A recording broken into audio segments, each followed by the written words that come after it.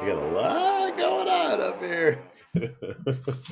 Yeah. Okay. So when you were a kid, did you ever just stand in your bedroom and you go look around and go, everything in here needs to be in a different place, and just rearrange everything? Yeah. So I still do that. And so yes, I'm in a new location, but it's the same room. I just needed to take my desk and point it in a different direction. And I'm willing to bet, give it a couple of weeks, and my background will be a different part of this room because I'm probably gonna do it again. Dude, I've I been keep doing trying this to. ever since I moved into this house. It's like this space that I have my little home office in is just like I can't make up my mind, and so I everything don't. was like, I don't understand how to make it better. Well, I mean, you guys have seen this. I have the shoe wall behind me, and I'm just like, it doesn't really make sense for it to go anywhere else in my house. So I'm leaving the shoe wall because shoe there's wall. just not a better spot. So I just leave it. Yeah, I could hide it in a shoe closet, but I don't think it would really be that much better. So, yeah, Well, such is life. We'll get a such is real life. studio someday. Maybe we'll see. Yeah, maybe, Somebody maybe not. sponsor us so we can afford a real studio. Yeah, Chomps. I love your product. Sponsor us. Yeah, yeah. I'm like 40% chomps at this point. My body. They're, they're sponsoring everybody else. Come on, AG1. I Don't you want another section? Yeah. AG1. We need another. That's the last thing we need is another podcast sponsored by AG1. Yeah, telling you how good it is for you when it really is Let's see. not. Yeah, we'll do AG1, MeUndies. What else? What else is the podcast Uh, sponsor? Everybody's you sponsored. remember when? Casper mattresses, Yep. 8 Sleep. Age Sleep. You remember when the MVMT, like the glasses and the watches, were huge, and they sponsored everybody? Yes, Movement MVMT. watches. Yeah. And then the other one is like I can't even think of. Oh, nope, nothing. Nope, that's it. Those are the main ones. I don't think there's anybody else. Oh, BetterHelp. BetterHelp. Yep. Yeah, Yep. come on, Yep. everybody, Yeah. pile in. We're not doing it for the money, but also we'll sell out. We'll Yeah. sell out. Yeah. I'll Yeah. sell out so fast. Oh man, it's good to be back. Good to be back. Yeah. So we took our summer hiatus. We don't really pod in the summertime because we're too busy treating athletes, training, coaching, playing golf. It's very difficult for us to keep going, and also we're amateur podcasters, so who cares? That's the name of the show, Professional Amateurs. Welcome back. Welcome back. We don't know what we're doing, and we don't really care if you care. I got something fun for you. So on a similar note, have you ever seen the internet kind of trope? You can just do things. Yes. It's a thing Yes. that you see when you read like entrepreneurs and like you can just do stuff. Let me tell you about my absolute favorite version of this right now. Have you heard of Boom Supersonic? No, dude, you're gonna love this. Not Okay. a whisper. Oh, all right. We're gonna go back to the '90s. We're gonna back up. Do you remember the Concorde, the supersonic Yes, jet? of course. All right, right. Yes. So Alex and I are. I'm 30. Alex, you're 32. Right. When we were kids, every kid had like fighter jet toys. Like we all had like fighter jet action figure stuff, and the Concorde was always included in this. The Concorde, for anybody who does not know, was a commercial airliner that could fly supersonic, and it only ran on one airline, I think, British Airways. It flew like one flight. It was just like, and it was like massively fuel inefficient. Apparently, it was really hot, like in the fuselage. The friction, they couldn't figure out how to get the friction right, so it got really hot in the plane, and it was just like it was almost there. But the consensus was like, supersonic flight isn't for commercial travel. It's too uncomfortable. It's not cost effective. Whatever, right? Supersonic flight is for fighter planes and military, and that's it. And since whatever, I don't know. I haven't bothered looking this up. Like, when did they kill the Concorde? Let's see here. There was a crash. The Concorde was effectively killed in July 2000 by a fatal crash, but its final retirement occurred in October of 2003. I didn't know that piece of information, so I know where you're going now. I heard about this. I heard about that they're releasing these supersonic flights that apparently can get you from New York to London in half the time, is what they're saying. yeah. So Yes. So that brings me to Boom. So Boom is a startup that is building commercial supersonic airliners. And right now they are in the phase where they have tested their first like proof of concept plane, and it's flown supersonic. And what's really interesting is they've figured out that if they do enough math, you can fly at a particular speed and altitude where the sonic boom is not audible at the ground. So it refracts in the atmosphere and bounces back into nothingness. Because that was a big issue. There was actually a law against supersonic flight over land in the United States because of the sonic booms. It's disruptive, it's loud, it's a compression wave, right? And they figured out like, well, we can prevent that if we get the altitude and the speed just right. Can't hear it at the ground, right? And there was a change in legislation during the Trump administration. They decided to say, well, we're actually going to allow supersonic flight over land, I think due to the fact that somebody figured out that you can do this without shattering everybody's windows.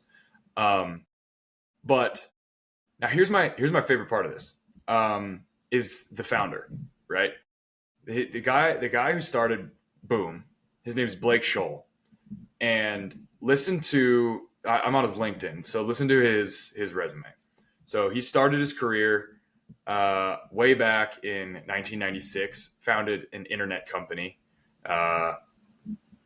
He's a high school student, it says, and it was a web hosting business. Then he was a software engineer intern.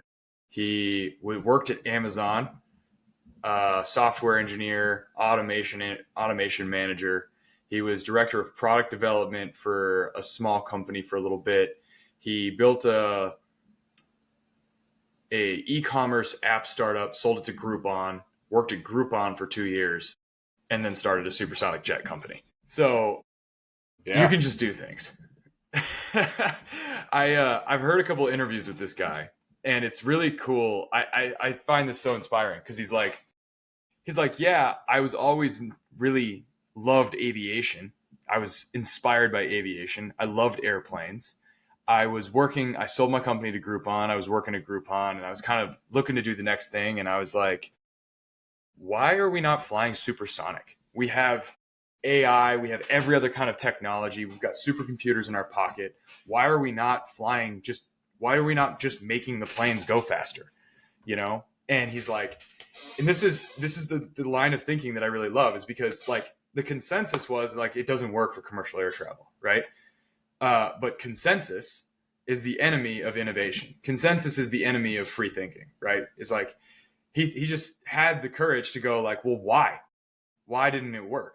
And I guess he went around, took some time to go and interview physicists and professors and university researchers and go, okay, is it a physics issue? Right? Can it be done? And they're like, no, the math works. Like it can be done. And then he's going to engineering firms. He's like, is it a cost issue? Is it too expensive? You know? And they're like, well, no, I mean, with today's materials and processes and blah, blah, you know, probably not a cost issue. Is it a logistics issue? Is it a legislation? Is it a law? Are you not allowed to do it? Like, and he just went around and asked people, and everybody he ran into was like, no, you could do it. Like, no, okay, well, why isn't anybody doing it? And he's, I'll do it. Fuck it, I'll do it. Right. And so he actually went through Y Combinator, which is kind of hilarious to me because, you know, you're in a batch at YC with people who are like, I'm going to build the next B2B AI HR management software probably. And he's like, I'm going to make planes go real fast. I need planes faster. Yeah. And he told this story in one of the interviews where he's, you know, you go through YC and you're supposed to be like working on your product and you have like demo day. He's like, well, I'm not going to be able to demonstrate a plane. You know, I can't just build the plane. It's like me and like two other guys. So he was essentially just trying to like sell pre-orders, and he got Richard Branson, the founder of Virgin Atlantic, to pre-order planes. And he essentially went to Richard Branson and was like, when the first one of these flies, do you want your logo on it? And he was like, yeah. Well, yeah. I mean, you're talking like, the concept behind it obviously is amazing, right? Like if we can cut travel time in half, like why wouldn't you, right? That's genius. It's I love that it's like he sells, creates a company, internet engineer, this, that, the other thing, stepstone, stepstone, stepstone. And then he's at Groupon and he says, why can't we fly faster? That's not how that went. This is the Yeah. media story. Some very intelligent person was probably nearby him and was like, hey, I think we could go faster. I've done the math, and that's what happened. And then he just happened to be like, I've always been interested in aviation. And then I Yeah. found Richard Branson, who's founded aviation, and he's basically like the third Wright brother. And then we decided to make a supersonic airplane company. But I mean, I agree in the sense that consensus, like not having challenging ideas, that's how you just get stuck in the middle ground. It's like we've always put railroad ties down in this order, so we're just going to keep putting down railroad ties, and they're the best form of travel. It's the same thing. So like eventually, it's you remember when there was that huge push for the transcontinental railway that would be like Yeah. supersonic. They have it, they have it in Japan, and they have it in parts of Europe, and it is like it's incredible. But we were like, nah, we Yeah. ain't gonna do that. And and then that's magnets, right? So then the train is resting on magnets, which then power it forward. So it's like a relatively net neutral, it's like the electric power of the magnet, which then propels the train, which is just mind bending in a way. Also mind bending physically, because being around a magnet that big would probably pull whatever metal is in your head out. But the idea is it's great. Like I mean, I love the idea of it. Like the fact that I could eventually, it's probably going to take 2 decades for the cost to be on one of those planes to come down to where, regular people like us can afford, like relatively afford it. Like I'll give up an hour and a half of my time to not fly for $1,000, but Yeah, it's really interesting because like yeah, who knows what a ticket on one of these babies is going to cost. mhm. Um, they've raised God knows how much money in venture capital at this point, right? I mean, obviously a project like this is massively expensive. Oh yeah. Um, they have a spot on their website here, and they're giving example flights: New York to LA, 4 hours instead of 5 hours and 50 minutes. Uh, Seattle to Miami, 3 hours and 40 minutes instead of 5 hours and 15 minutes. So it's really it's interesting because it's like, yeah, we're going like way faster, but you're saving 2 hours on a 6 hour flight, right? So it's not quite half. my Uh, immediate my and immediate pessimistic thought is like, what's an hour and a half, like. it, yeah, yeah, right. And people will like. I think there's this inherent like, you know how there's a lot of people who will sort of I think correctly talk about like, oh, everybody just wants instant gratification and so on. And that's true. But I think every human being has this inherent, like, somewhere in their psyche, you have this awareness that time is the only thing you can't make back. And that's why everybody has this natural tendency towards impatience. And it's like, if I can save 2 hours, I'll spend $1,000. Yeah, sure. I can make more money. But if I can't make those 2 hours back, and they're going to crush probably because of that, Oh because yeah. of that Yeah. human tendency to not want to wait. And they say like, I spent some time on their site kind of looking up, hey, what's the deal with the fuel efficiency and so on. And they claim that they have, if you fly at just the right speed at just the right altitude, it's fairly efficient, right? So in theory, the reason why this is going to be so expensive is just going to be a supply and demand thing. There's only like a handful of these planes flying around, and there's only a handful of flights flying at the routes, I don't know. It's going to be really interesting to see what happens. But I do think like my prediction is that this, and to be clear, so this Boom is a Boeing competitor, an Airbus competitor. They will sell planes to American Airlines. Like right now, they have on their site, they have American Airlines, United Airlines, Japan Airlines as their partners, and so they must have like pre-orders from those places. Um, and so, at some point in our lifetime, you are going to be you log on to American Airlines or Delta or whatever, and you're going to be able to select: do I want to go real fast for a little bit more, or do I want to go only 600 miles an hour for like less, you know? And those of us poors are going to be like, yeah, I'll take the extra 2 hours, I guess, you know, like, Well, like I totally agree in the sense of, so I feel like you probably get in the same boat as me. I mean, we've talked about this on this podcast. You and your lists, Mr. List Guy, you start your list and you get through 3 of the things instead of the 20 things that you wanted to get through on the list, right? Just because you run out of time in the day or you're distracted or whatever it is, right? I have the same thing at my job. I start doing about 18 different things and I get like 12 of them done in the day. And I'm like, how did I not get the rest of them done? So then it's like that time's finite, but in the sense that the work is always there. mm-hmm. But I could see like good examples are Buddy Ben, who does marketing. His like the way that bigger companies book flights is just so asinine to me. They wait until like the day before and they'll pay for like, 5x what the cost of the flight is because they're like, oh, we need the flight today. And you're like, Mm-hmm. you couldn't have planned that 2 weeks ago? Like what do Yep. you mean? So I do think they're gonna do well just because corporate travel is gonna use it. Yeah. Like think if Yeah. there's the story of the gal who lives. So there's a gal who was a big company owner. My mom actually knew this woman. She was part of like a huge hospital conglomerate in Chicago, but she wanted to live in Indiana because she didn't want to live in Chicago. So she lived in had like a hobby farm, like gorgeous property in Indiana. She would helicopter from her house to Chicago. And then if she had to go somewhere, she would literally hop on a plane, go to where she needed to go for the day, come back, and then helicopter home because she didn't want to not sleep in her bed. So it's like there's people like that's their job. Like they That travel. rocks. Dude, they travel. Who's another good example of that? The I mean, CEO of actually, it's the people Starbucks that, does that right now. The CEO of yeah. Starbucks lives in, or is it currently the star?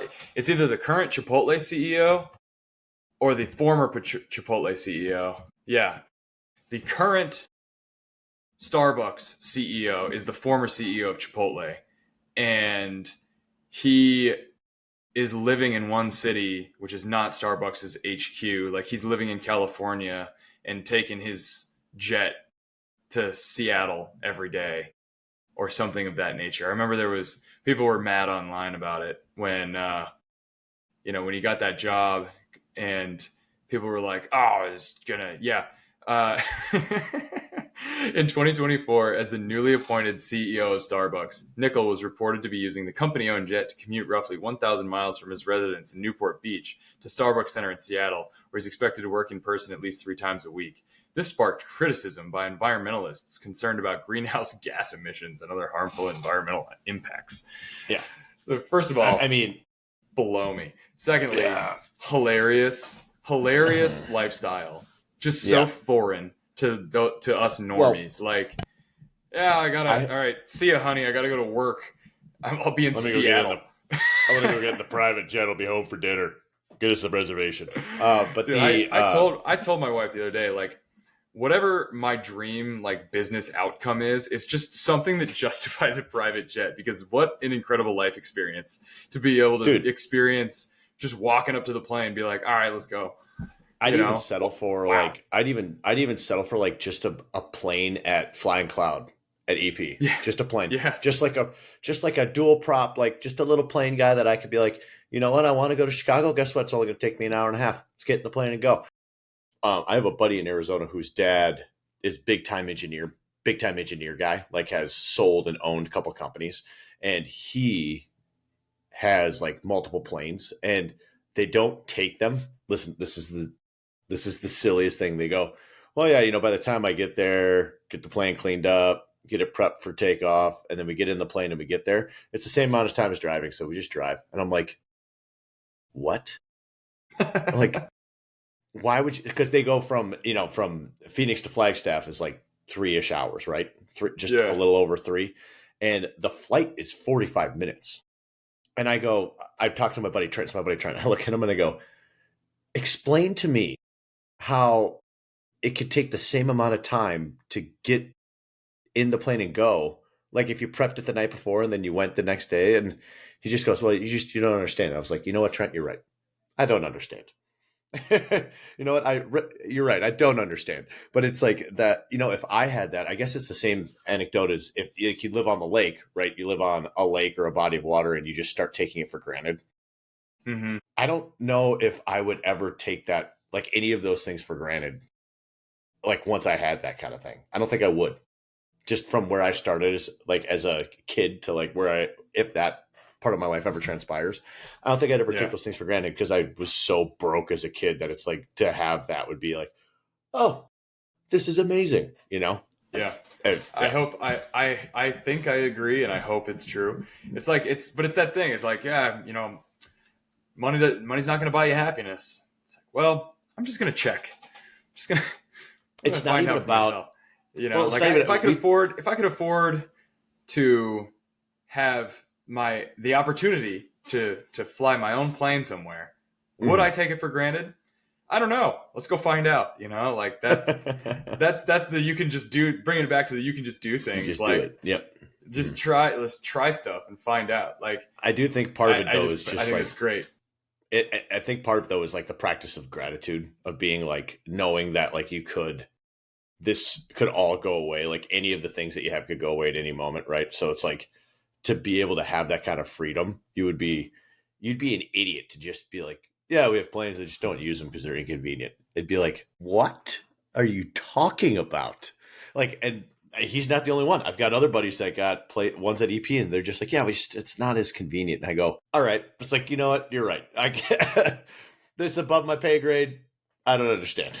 The ones that you fly yourself frighten me. I'm not gonna lie. Like if you look up the statistics of like air accidents, they're like it's like 90% owner operated planes, single engine propeller planes. People enthusiasts who go up and fly their own thing, and those are the ones. Like if you're scared of dying in a plane crash, those are the ones that crash. Like Roy Halladay. Roy Halladay died flying his plane. People Yep. forget. Yep. Well, when it's your time, it's your time, Zach. Be grateful that you got the time you got. Right? Yeah, I suppose. It's like it's the funny thing. People talk about the statistics. It's like, well, statistically, you're more likely to die in a car crash than get attacked by a shark. It's like, well, yeah, but if I never get in the water, I'm not. That's Then zero. I'm not at risk. Like it's like I'm not going to tempt fate. Yeah. No. No. Yeah. If I'm not going to get in the water in a tropical area where sharks are, then the chances of me dying by a shark attack are zero, unless someone Yeah. drops one on my front step. Chances are zero. It's just not going to happen. Oh man, I hope that. I hope that works out like the supersonic, because that's just the evolution of airwaves, like air travel. But the price gouging that airplanes and like air travel has like created, for perspective, I've told you this, Zach. So my wife and I are going on a trip to Europe, right? We're going to Italy, and we've been wanting to go for a long time. It just happened to work out. The flights to get there were pretty, like, relatively affordable. But then once you're in Europe, okay, so the flight from where we land to where we're going in Italy. So we fly round trip through Barcelona, and then from Barcelona to Italy, it's almost like a 2 hour flight. So this would be the equivalent for us in Minneapolis if you were to fly to Denver, or if you were to fly to, just a little shorter than Phoenix. The Phoenix flight's like 2 hours and 45 minutes. Okay. The cost to get from Barcelona to Rome and back, round trip ticket, $77 on multiple airlines, like That's many crazy. airlines. That ticket here is minimum $150 a piece, minimum, on a Oh yeah. budget airline with no bags. And it's just like, how, I get it. You got to make money when you run a company, right? Like you have to pay people. It's the whole point. It's a for-profit business. Frontier is not a nonprofit running, that is writing off all of its funds. They're trying to make money, right? I get that. But I'll never understand that. Like, how is a flight from Minneapolis to Chicago $200? I don't Yeah. understand it. I've Well, made this or worse argument. yet, how is a flight like we go to Ohio to visit my wife's family? A flight to Columbus, Ohio is like $700. Cincinnati, $550. You can't even get to Dayton. Like, forget about Dayton. Like, Yeah. Like it is, I don't know, man. It's a very head scratching supply and demand there. It's got to be just that there's very few flights. It's a supply issue. Like Columbus, Ohio is not a huge city, but it's there's Nationwide's headquartered there. I mean, there's a major university. It's not a city that like nobody wants to go to. You know, I'm not talking about going to like Jamestown, Missouri. We're talking about Columbus, Ohio, and you want to fly there round trip direct? Yeah, forget about it. I mean, you can do it, but it's going to cost you the same as a first class flight to Tampa. Yeah, it's insane. So how much is it to fly for you to fly to Columbus and back? Like I average. Well, we just don't. We go to we'll do Cincinnati if we absolutely must. And that's $450 a piece. It's insane. And that's that's flying in steerage. You know, I'm sitting next to it's like the Titanic. I'm sitting next to the alcoholic Irishman. You know, yes. like we have the non-refundable ticket where they're like, you don't get to assign a seat. They look at you and they're like, you're lucky to get on the plane. You can sit in the overhead bin. You know? And I'm like, thank you, sir. Thank you. I mean, it's ridiculous. I can't say anything. That's my other take on air travel. So like Megan and I, we don't fit in any airplane seats anyway. Like unless we upgraded all the way to first class or like business plus. Cause so for international travel on the flights that we normally take, it's like you upgrade and you get 4 more inches of legroom. And it's like, okay, so now my knees aren't perfectly in the back of the seat. They're just touching the back of the seat. And my wife is still 6 feet tall. So there's still a whole nother person next to me. And then the next upgrade is like, oh, that's 8 inches of legroom. And you go, that's still not enough. And you get 10 more degrees of recline. Like I've looked into this ability. I go, how is that $4,000? And one, you're just sitting on a plane. You're not experiencing anything while you're on the plane, right? Like it's just travel.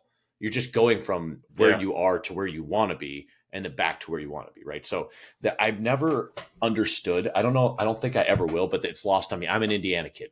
It's lost on me. Like paying a bunch to be comfortable to travel somewhere just doesn't, it's whatever. Like it's going to be what it is. Like just get in the plane and go to where you want to go, right? But the point is I always fly steerage because I'm like, why would I spend extra money on an uncomfortable flight? It's already a miserable experience. Everyone acts like they've never been to the fucking airport every time they're at the airport. Walk around like they don't know where the gates are or that there aren't screens every 20 feet that tell you where to go.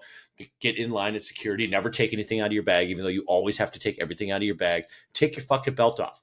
Before you get up to the thing, take your belt off. You know you have to, unless you're pre-check. And guess what? If you're on pre-check, then just walk through. Act like you've been there because you obviously paid for the pre-check. It just drives me. That's like the whole experience of that mass travel thing, right? Like, so you're herding cats and you're just getting like the lowest IQ humans are just scrambling around like mice looking for cheese. It's so terrible. So then it's like, why would I spend more money on an awful experience, right? This is exactly why I have hopefully the sonic boom thing goes great. And then, and even then, hopefully everybody else goes to the sonic boom and I'll travel slow and it's just me and Megan. And we're just fucking on the plane by ourselves. Hopefully that's what happens. I wholeheartedly agree with everything. This is why I have the take about the private plane, because if I could never experience that again. The funniest thing is the TSA agents who act like they're actually doing security. They randomly change the rules and they act like they gaslight you into believing that that's always been the rule. You know, one airport, you got to take your shoes off. The next one, you don't. You start to take your shoes off and they're like, what are you doing? Put your shoes back on.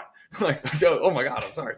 Laptops in the bag, laptops out of the bag. What are you, an idiot? Laptops in the bag. Like, is that an iPad? iPad's out, laptops in. Cell phones out, even though the same technology as the iPad. I don't care. I'm making the rules today. And it's like, you're not stopping anybody from bringing on in. If someone really wanted to bring explosives on the plane, guess what?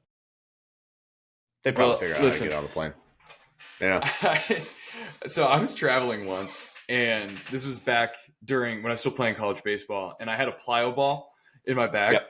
And I don't know if anybody's ever broken one of those open, but it's like metal shavings inside. It's like iron it looks like what comes out of a pencil sharpener, but it's like made of iron. I don't know. It probably gives you all kinds of birth defects, but I had a 2-pounder in my bag and I got pulled out of line and she's like, I got to go through your bag. And I was like, okay.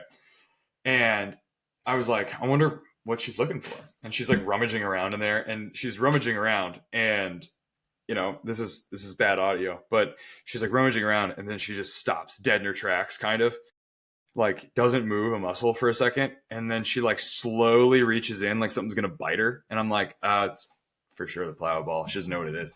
She grabs it, pulls it out, and like she holds it up like it's like it's an orb, a dangerous orb. And her eyes dart from the plyo ball to me, to the plyo ball to me, like without her head moving.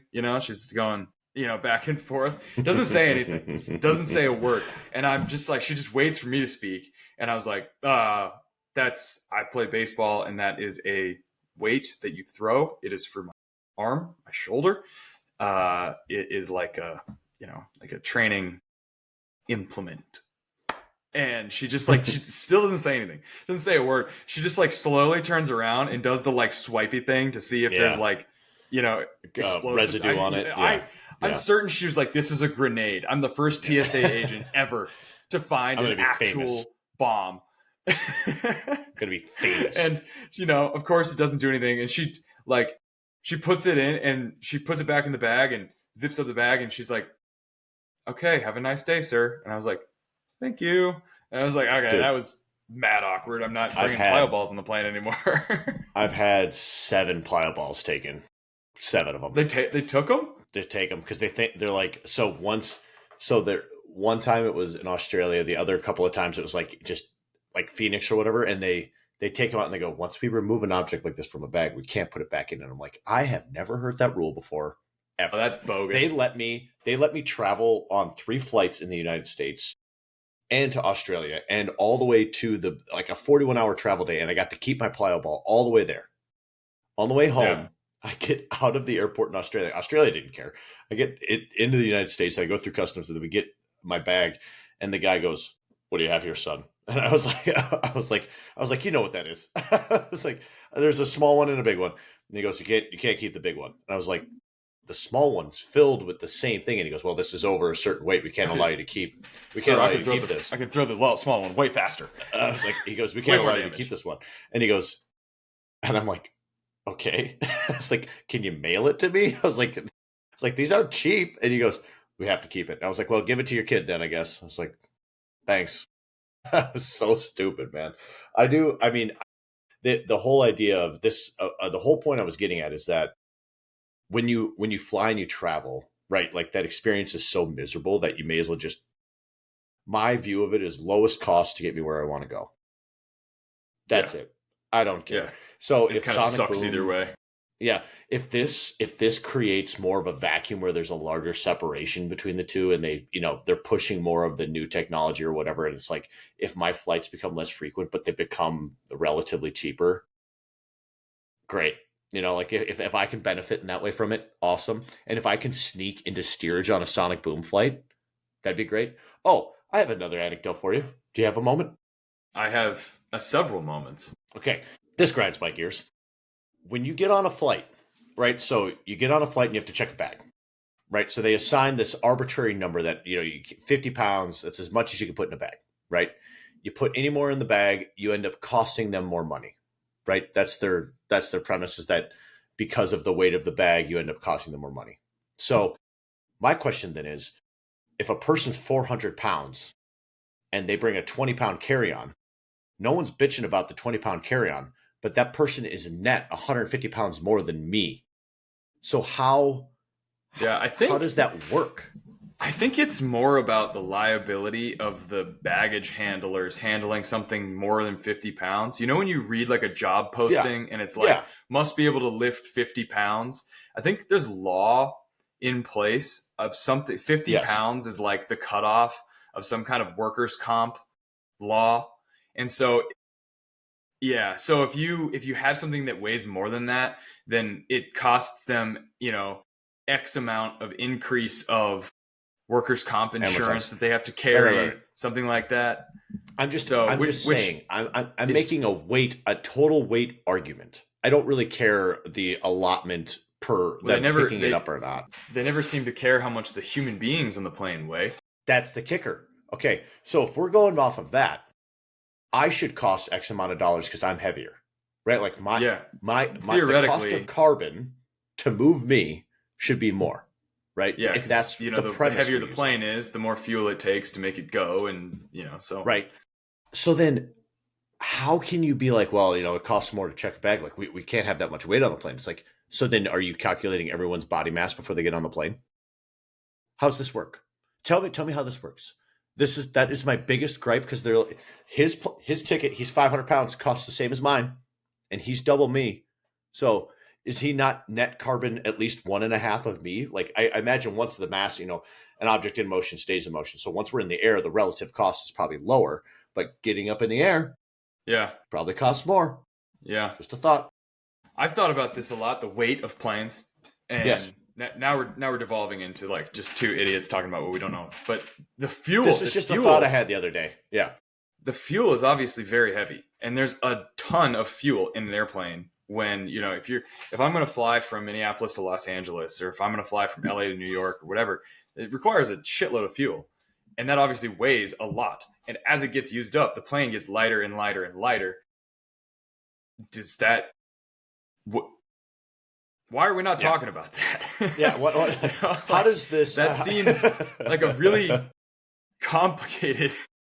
That seems like a really complicated problem to solve that they obviously solved. But can the plane go faster as it runs out of gas? Like, can we fly higher? Can we why are we not? But then would you want to go fast? So then it becomes a fuel pump demand, right? So then we're talking literally supply and demand, right? So then it's like in your car, as your car runs low on fuel, you're going to get more misfire unless your fuel pump's really good or because it's sloshing around in the tank, right? Either way, I totally agree on that. I was going to do a quick Google, but it's going to take a lot more research than I want to do right now at this moment. I wanted to know, so let's say so I just did a quick. This is a transatlantic flight, right? So a Boeing 747 can consume anywhere from 30,000 to 84,000 gallons of fuel transatlantic, right? Wow. Tons That's of fuel. A lot. And we say a gallon of liquid weighs about 8 pounds because that's how much a gallon of milk weighs. So it's approximately 8 pounds. I don't know what the density of the fuel is, so let's amortize and say it's about that because that's easy, right? So because I already know the stat and I don't have to look it up. So 30,000 times 8. So that's 240,000 pounds of fuel. Let's divide that by 2,000 to get tons. It's 120 tons of fuel. That's crazy. For perspective, folks, a regular, a commuter car is about 1.5 tons, 1.5 to 2 tons. So that's 60 cars worth of fuel on the plane. Gets mostly used up. Yep, gets burnt. That's fuel getting burnt. That's the minimum number. That's not the upper number. So then it's crazy. You think, do they, I would imagine they refuel the plane every time it lands because you don't want it running out. You don't want to run out in air, right? So then you're amortizing the cost, the weight of the fuel, right? And then the people and the bags. And I'm sure there's a physicist that would be like, you guys are fucking morons. Obviously none of this matters because it's a net, number that's within open invitation for a guest request. If we have, I have a feeling that we don't have any listeners who are aviation engineers, but if we do, come on, explain it to us. Yeah. Tell us how planes work. That'd be really fun. Oh, that'd be fun. I also want to call one thing out. It is the most Indiana thing of all time that you know how much a gallon of milk weighs. What do you mean? That's common knowledge. No, it most certainly is not. Why not? What do you mean? How is that not a gallon? Okay. Well, let's leave it and see if I'm right. Yeah, everybody knows gallon of milk. Everybody knows gallon of milk weighs 8 pounds. Of course. Of course. Yeah. Everybody also knows that a dairy cow produces 22 gallons a day. And don't make this out to be a me problem, all right, man? It's 8 pounds. It's actually 8.6. So I was off by a little bit. Okay. But yeah, I would love I would love to have someone explain to me like I'm a toddler how like the propulsion and drag, and then how the air, like because of the way that the air comes off the wings, how it creates that like cyclical pattern that then forces lift. I would love to have someone tell me how that works and how the air friction, how that operates. That would be amazing, because I can Yeah. Google it and I won't understand it. I need someone to like give me the simple analogies that I explain, that I give people. I need someone to take the big and make it small. That would be Yeah. fascinating. I know a guy who works in the railroad industry, right? There's a lot of people who work in logistics and they work in like trucking, and this guy works in logistics for railroad shipping. And we were at like a barbecue a couple weeks back, and I was asking him kind of about what he does for work, and I said, okay, so where do you stand on the whole like high speed rail thing? Like, and I was like, explain this to me like I'm 5. Why don't we just take the existing trains or the existing railroads that we have and just make them go faster? Like, just fucking hit the Mm-hmm. gas, man. Like, why can't we make that train that cruises across the country at 55 miles an hour or whatever, and just make it go 150 or make it go 200? And he's like, it's a weight issue, it's a friction and weight problem. The rail isn't designed for that. It's just too hard on the actual rail, basically. And I was like, oh, okay. So essentially the rail, being that the rail is 1800s technology, there's kind of an upper limit to how much stress it can take. And if you take the same type of train car and just make it go way faster with, the existing weight constraints and so on, it would just break it. So Was he wearing an old timey cap? And he goes, "When traveling by rail, the only way to get..." No, probably wasn't. But yeah. have you ever ridden? Have you ever taken like a train ride? Have you ever taken? No, it it's as, kind like, of a bucket list thing for me, but I, don't. I kind of want to, just to say that I've done it. Like, take that. There's a train that runs to Chicago and back, right? Yep. Mm-hmm. Yeah. Yeah, I should It's do it awesome. at some point in my life. It's awesome. It's like, if it was faster, it would still be used by everybody. It's so comfortable. You have so much space. The cost is like nothing. I used to take it. So when Megan, there's a train that runs essentially like up through the Great Lakes and then to Grand Forks, and then goes up to Winnipeg and comes back. And I could get on the train in St. Paul at midnight, and I'd roll into Grand Forks at like 6:30 in the morning, hop in a car, and I'm there. It was great. Yeah. So I just would leave my car, and it was, the cost to go there and back was like $32. Like, unless you're driving an electric car, you can't get there for any cheaper. And I just slept. So I just got in the train. I studied till midnight, bopped over to St. Paul, got in the train, fell asleep. I had an entire cabin to myself. So I just laid on the floor. No one said anything. No one bothered me. I got up. Megan had her car parked at the spot in Grand Forks, just this tiny little station. I just walked right off, got in the car. It was slick. And then, but like, I would like to do it and get off, as you go across the country.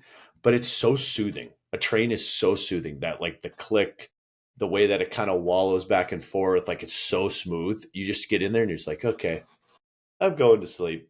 Like, I could tell why people were like hopping boxcars, and it's like, you got nothing to do, go take a nap in the boxcar. It'll rock you to sleep. Yeah, it's awesome. Yeah. American ingenuity. Mm-hmm.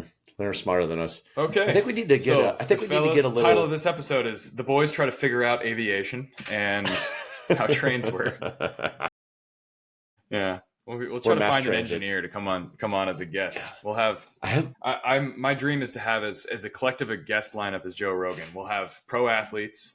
We'll have aviation engineers. Maybe we'll get a beekeeper on. I know a beekeeper. That would be kind of fun.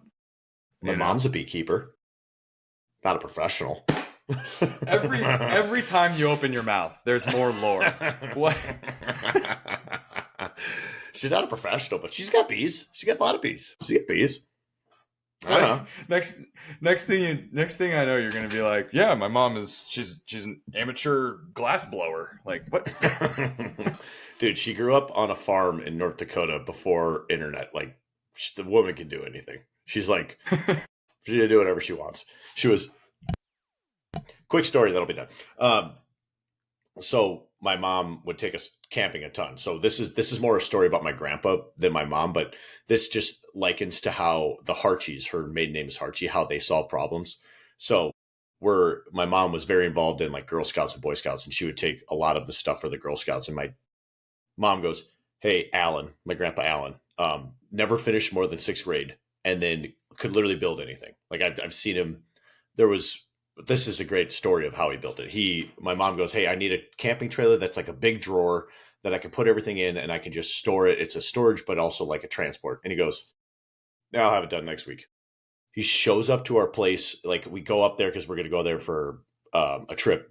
He has this bed that he's designed is on like a 1970s truck frame, right? So it's huge. It can hold. I think he said that the drawer he designed, this drawer was probably the width of a car and 3 feet deep, 3.5 feet deep, and it just rolled out and it had like ball bearings in it and everything. He goes, "Yeah, you could put probably 3 tons in the drawer pretty comfortably, and it'll still slide with like 5 pounds of effort. So you could literally just pull on it." And it was just because my mom goes, "Hey, Alan, can you just build this quick?" And he goes, "Yeah, no problem." But that's the kind of ingenuity. And this thing was amazing. Like we used it all the time. I don't know where it is now. Hopefully somebody's using it. But my mom would do that too. She'd be like, my dad, of course, only interested in coaching baseball. As handy as an amputee, can't do anything.